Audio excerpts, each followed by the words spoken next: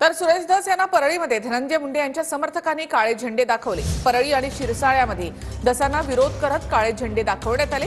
शिरसाळ्यामध्ये police आणि आंदोलकांमध्ये झटापट झाल्याचे देखील पाहायला मिळालं। दरम्यान धस परळीची बदनामी करत असल्याचा आरोप मुंडे समर्थकांनी केलाय।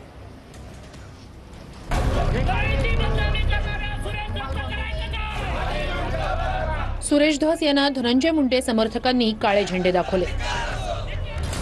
सुरेश धस हे महादेव मुंडेंच्या कुटुंबाला भेटण्यासाठी परळीत गेले होते। भेट घेऊन परततानाच परळीत काळे झेंडे दाखवण्यात आले। त्यानंतर सुरेश धस यांची गाडी शिरसाळा गावात पोहोचली। इथेही धनंजय मुंडेंच्या कार्यकर्त्यांनी सुरेश धस यांना काळे झेंडे दाखवत गाडी अडवली। यावेळी पोलीस आणि मुंडे समर्थकांमध्ये झटापटही झाली। काही आंदोलकांना पोलिसांनी ताब्यातही घेतलं। सुरेश धस यांच्या समर्थकांनी सुरेश धस यांच्या गाडीला संरक्षण देण्याचं काम केलं।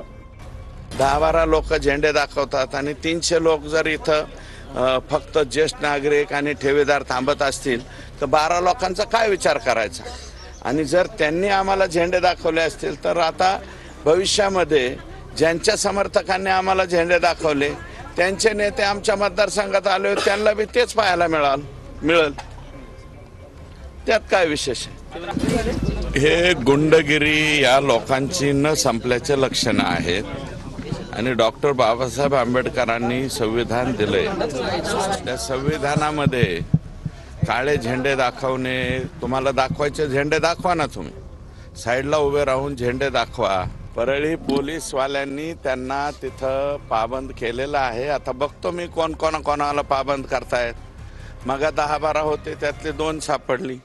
आता मला वाटतं 2 का 3च होती। ते 3 जण सुद्धा पोलिसांना गाडीत घालता येणार अशा पद्धतीने पोलीस वागतायत। ओके।